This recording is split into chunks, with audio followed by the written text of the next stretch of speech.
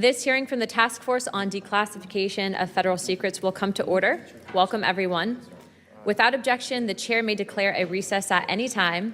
I recognize myself for the purpose of making an opening statement. This hearing is about the crimes committed by the Central Intelligence Agency against the American citizens and the decades of secrecy used to conceal them. The American people deserve a complete and truthful record. The victims and their families deserve acknowledgement, and this Congress has a constitutional obligation to ensure that full declassification is not delayed any longer. Hey guys, Freedom Voice here with part 2 of that video I put out 3 days ago entitled Mind Control and Targeted Individuals, looking specifically at the experiments that were reported as having been done under MK Ultra in 1960s, 1970s. And right now I want to sort of go back to a special news report that came out in 1979. And I want to point out some very important details as it relates to the Oversight Committee's discussion, as well as the information that we heard back in 1979. This is the story of a 30-year search by U.S. intelligence agencies to perfect mind control. Some of those engaged in that search have agreed to talk about it for the first time. One said, "I think every last one of us felt sorry to attempt this kind of thing. We knew we were crossing the line." The search would be endless. From brothels, an agent says, we learned a lot about human nature in the bedroom, to the mystical rites of a magical mushroom ceremony performed by an Indian shaman, to a Spanish bull ring. The bull has had electrodes implanted in the brain and is controlled by a scientist. There would be victims.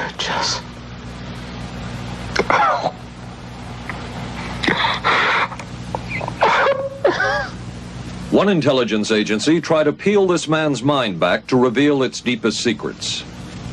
I'll live through it. This man worked on some of these programs. He would write of his work, "It was fun, fun, fun." This is the story of the search for mind control. ABC News Close-Up, Mission Mind Control. With ABC News correspondent Paul Altmaier. This is a story that has been told in bits and pieces. This is an attempt to pull most of it together. We know we don't have the full story.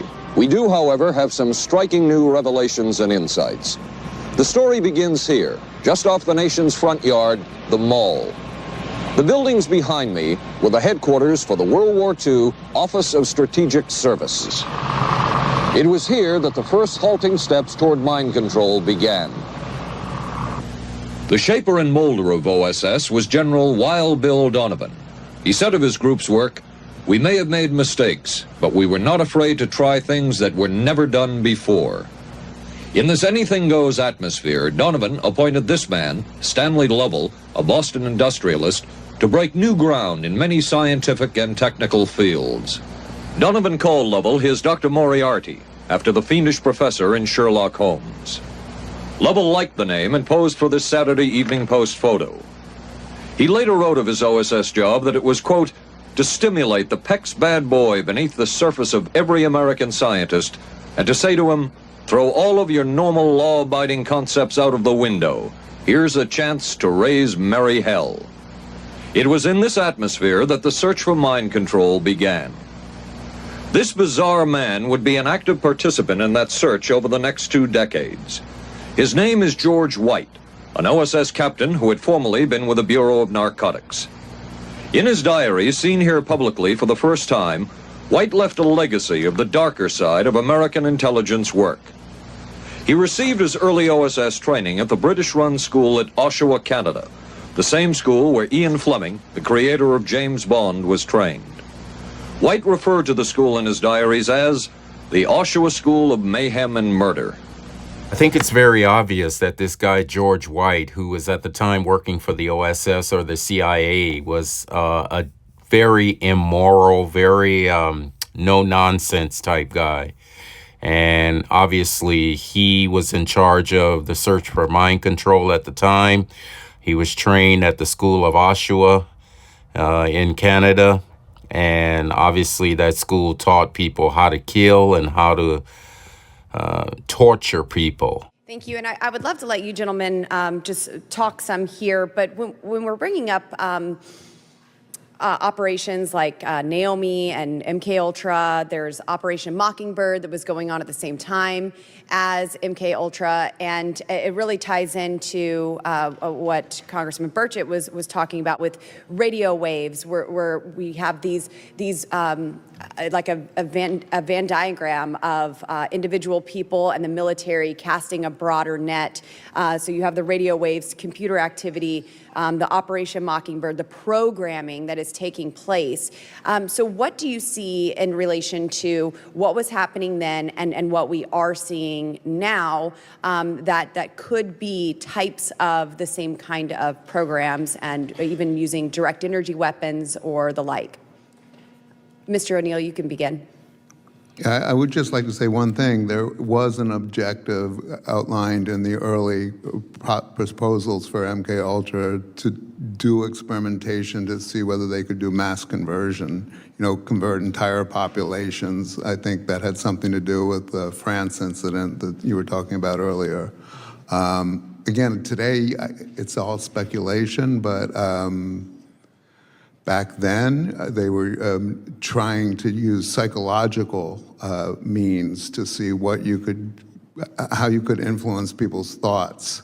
And Mockingbird played into that, which, if people don't know, that was where they had CIA assets or co-opted people in the media who would write basically propaganda and try to control the thoughts and beliefs of the population to what the CIA needed. And is it still going on today? I would be surprised if it wasn't. All right, so these are very, very important details. He mentioned the fact that they would do mass conversions, and the mass conversions are basically media propaganda, where they can influence the thoughts of entire populations through the media, through the entertainment industry. Question. First, I want to say thank you to Mr. O'Neill. The book Chaos, I checked it out from the Library of Congress and greatly appreciate your work there.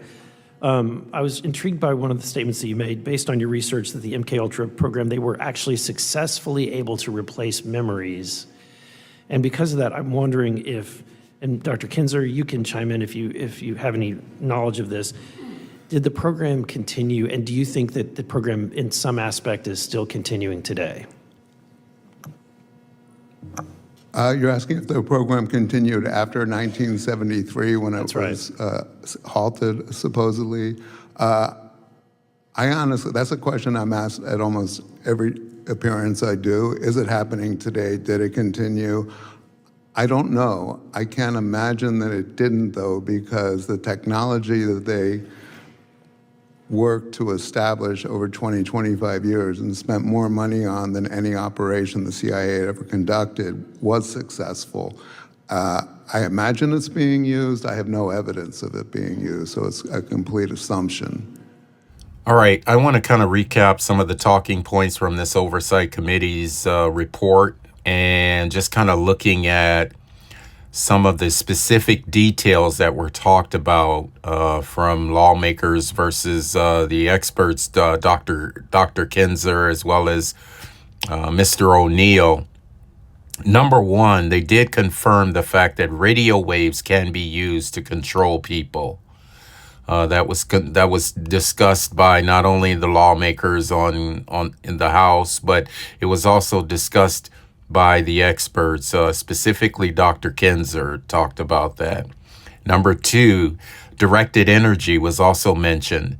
It was mentioned and confirmed that they do have directed energy technology. That technology can be used on human beings. Number three, Mr. O'Neill in particular talked about mass population conversions were done back during this MK Ultra era. And this is important because what he really discussed or talked about was the fact that not only individuals could be controlled, but they were working to try to control mass populations. And then number 4, it was mentioned and confirmed by House representatives that MK Ultra, under specifically Project Mockingbird, was able to influence thoughts. And Project Mockingbird specifically dealt with media propaganda, which is number 5. And this is all confirmed, guys. I mean, you can even do a Google search and you will find these details to be true. Number 6, MK Ultra was successfully able to replace memories. And it was first done, and you saw this in the ABC special, it was first done as an experiment on bulls. And then it was done on humans shortly after. And you remember the testimony from the one black guy who was a victim during the experimental phase. And this was reported on the ABC News special. And then finally, number 7, it was confirmed and mentioned and confirmed by House representatives that they had established 25-year technology. Now, I'm going to show you evidence of that technology. I'm going to show you how they were planning out to develop that technology, how they hired contractors to develop that technology. I'm going to show you all these details from a FOIA document that we were able to obtain from the Navy, from the military, and particularly the Navy. I'm going to show you evidence, I believe evidence here that has been put out for the last 30 years plus that proves that MK Ultra has continued. And in fact, what I want to do is I want to kind of show you oftentimes the occult, the world of the occult works through signs and symbols. And so that's what you'll see in the media. You'll see it specifically with people who are in the front.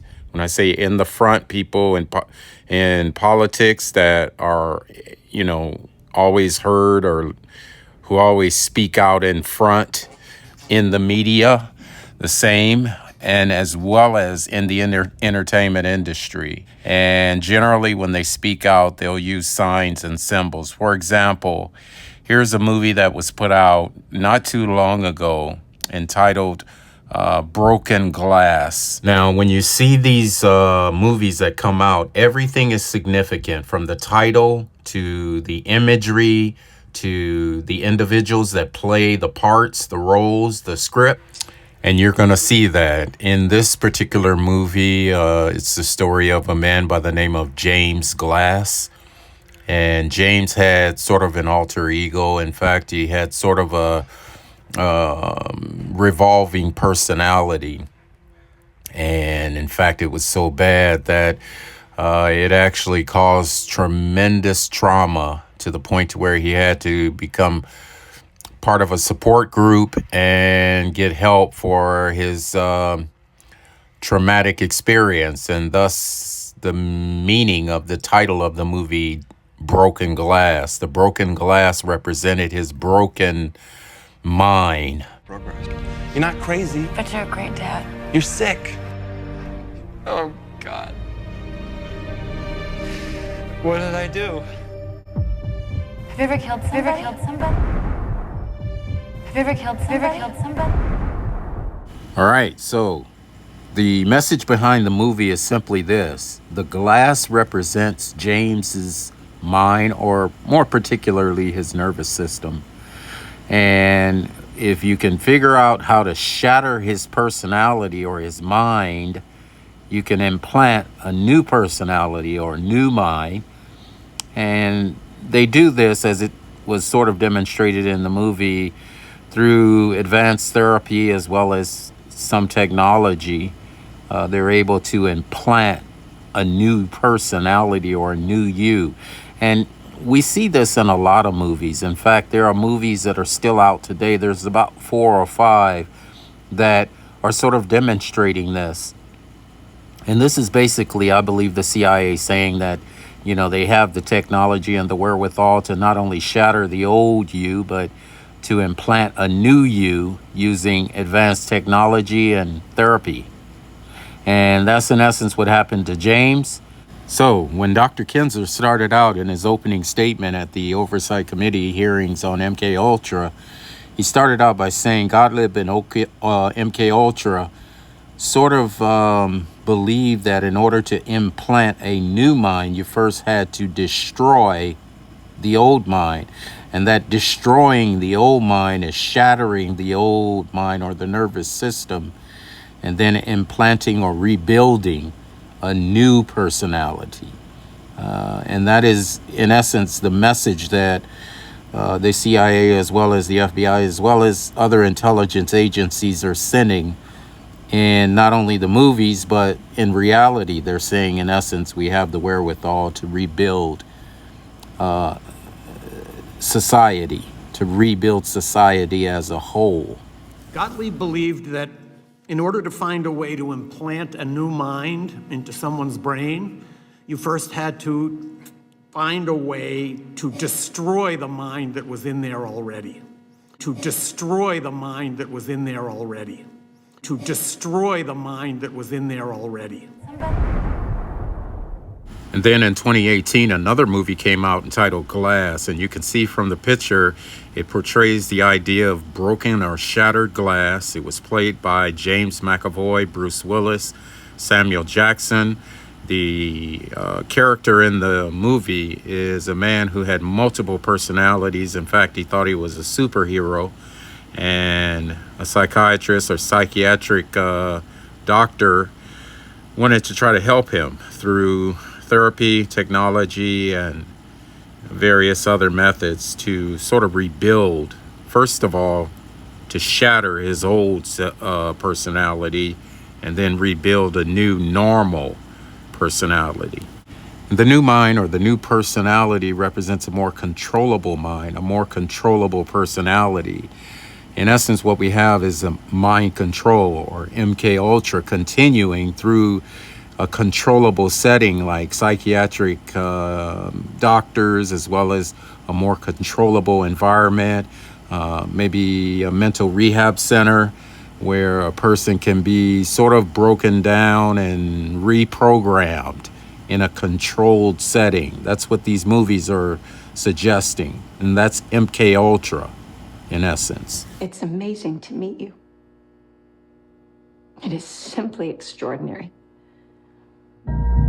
My name is Dr. Ellie Staple, and I'm a psychiatrist. My work concerns a particular type of delusion of grandeur. It's a growing field. I specialize in those individuals who believe they are superheroes. My name is Patricia. I have no question there are 24 identities I'm Mary Reynolds. Por favor, señora. We almost got you, bro. that live in that body with you. The beast is coming any minute now for you guys. But what I am questioning is your belief that you are something more than human. All right, so when the doctor mentioned that he had more than 24 personalities, that was in fact true. I mean, you can see he has sort of supernatural strength here. And then when they crash through the glass, the broken glass, it represents him shattering the old personalities and then becoming more controllable or programmable into a new character. What do we call you, sir? First name, Mr. Last name, Glass. All right, so I believe the message is clear in the movie. At the beginning and the end, you see the glass that shatters, again, representing the mind and the nervous system, shattering or breaking, which is the old personality, and then a new personality being programmed in, representing mind control, which is in essence modern MK Ultra. I call it MK Ultra Gen 2. And in essence, what they're saying in a subliminal way is that they have the wherewithal to create alter egos, or I should say characters. I'm going to say characters. A person can be programmed into various types of characters. That's why you saw in this movie this particular gentleman named Glass. He had several personalities. In fact, the doctor said over 24 different personalities. And these personalities or minds were controllable, like characters. And the way they would control or program those characters is through a control setting. Psychiatric doctors, psychiatric mental hospitals, various protocols using various treatments, modern day treatments, just like they did under MK Ultra and Allen Memorial Institute. They have deep patterning, they had the sleep room, and then they had the electroshock. All of that's sort of redone today, but in a more controllable setting. And the results of it is lifelong, it's permanent. So to answer the question, has MK Ultra continued today, and how has it continued? Well, we can see it in the propaganda, in the entertainment industry, in politics. We can see it in the movies, but we can also see it, believe it or not, in fashion. You'll see a lot of celebrities wearing fashion attire in the form of broken glass or shattered glass. Here's a picture of Halle Berry wearing a dress that is essentially shattered mirror or glass from head to toe. And not only Halle Berry, but many others are wearing shattered glass attire. Here's a dress made out of shattered glass. Again, propaganda. This propaganda is put out by the CIA. And in essence, what the CIA is saying is that mind control continues, or MK Ultra continues, through the entertainment industry, politics, and fashion. So just as it was under MK Ultra, Mockingbird, Project Mockingbird, propaganda, we can see it today. We see various other celebrities in the form of broken glass. Michael Jackson. We see Snoop Dogg and many, many others, even Kobe Bryant, in the form of broken glass. It's sort of looked at as fashion. And then you'll see the celebrities with the broken glass with the one eye, representing the occult, or representing, in other words, their commitment to the occult. You'll always see the shattered glass with the eyes, or the all-seeing eye. And then they'll always show you the one eye, or the eye with the tear, again, representing the all-seeing eye of Freemasonry as well as the occult. If we break into stars. Notice this ad here. It says, if we break into stars. And notice the little boy and the woman, they put their hand together, and you'll see the shattered glass and see the boy turn into a woman, and signifying the fact that they're switching roles, switching characters. And then you see the little girl here with the halo in her hand.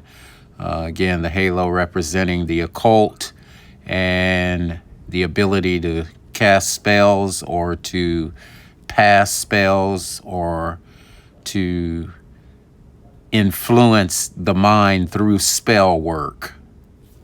Okay, that's going to do it for this video. In my next video, I'm going to talk about how propaganda has continued for even children in the series, the Transformer series, Shattered Glass. There's a whole Transformer series on shattered glass, which is the same concept of shattering the old personality and controlling it with the new, mind control. And as well as in the cartoons, you'll see things like Green Lantern, how they use the same concept of sort of hypnotizing Green Lantern with directed energy. As well as you'll see other cartoons like Batman and Robin, which essentially gives them a new person, a new personality. You'll see it not only in cartoons like the Green Lantern, but you'll see it in Superman, Batman and Robin, as well as many others. It's all through the cartoons, not only Batman and Robin, but even the cartoon, the Wonder Twins. You can see the same concept, which is hypnotizing them or mind controlling them. and giving them a new personality or an alter ego. All right, so I think I've made the case clear. You can see propaganda, MKUltra propaganda, which has continued even till this day, going all the way back to the 60s, as well as coming up to 2026. You can see it in the entertainment industry. You can see it in fashion. You can see it in the movies. You can see it in cartoons. It's all throughout. So in my next video, I'm going to continue. And until next time, friends, like, share, and subscribe, and we'll see you on the next one.